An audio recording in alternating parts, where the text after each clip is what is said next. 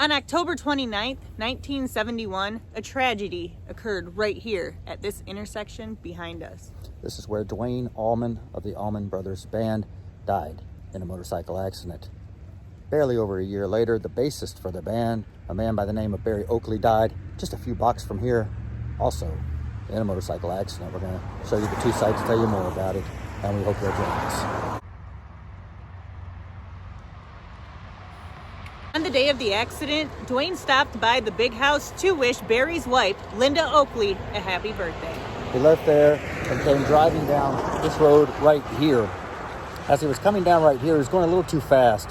There was a truck, a flatbed truck with a lumber crane on the back of it. It stopped in the middle of the intersection as it was trying to make a turn. It was a sudden stop.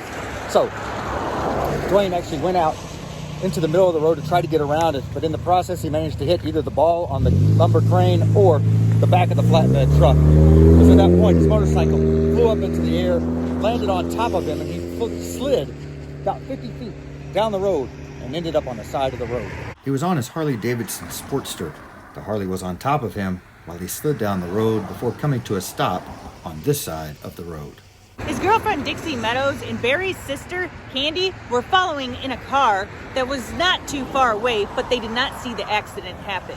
No, they came here and saw him laying on the side of the road. It would have been somewhere right in this area here where he was laying with his motorcycle. They waited for the ambulance to arrive, and then they followed him to the hospital.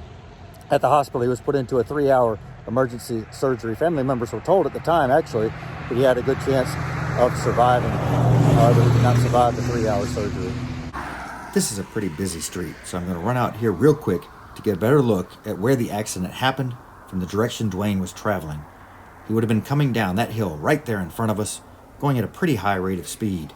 And as he approached this intersection, he would have seen the truck come to a sudden stop as it was turning.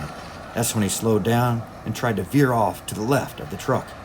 After hitting the truck, the motorcycle bounced up into the air before landing on him. And it dragged him down the road and off to the left side. His internal organs were crushed from the motorcycle and the slide on the road. He was ranked as one of the top 100 guitarists of all time by Rolling Stone magazine. Imagine what he could have accomplished with several more decades to fine-tune his craft.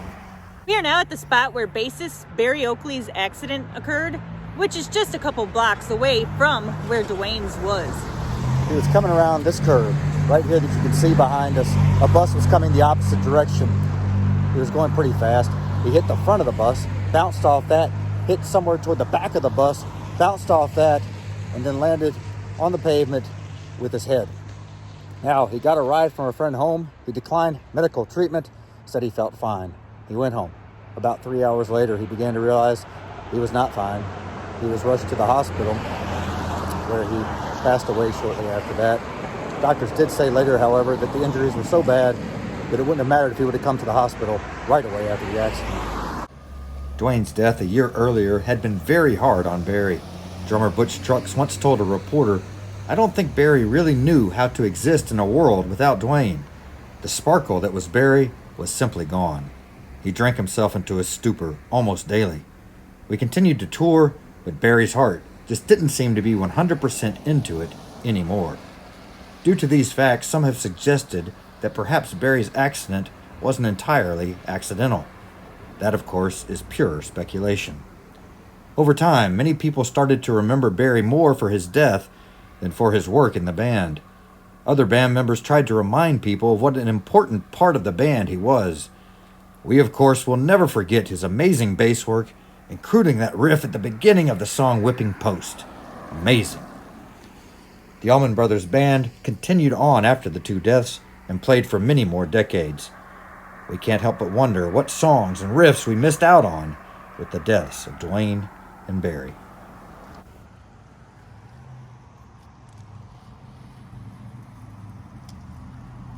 It's very tragic that the two men were so young when they passed away. Their careers were just starting to take off. Each of these young men were only 24 years old when they died. They were both laid to rest next to each other at Rose Hill Cemetery.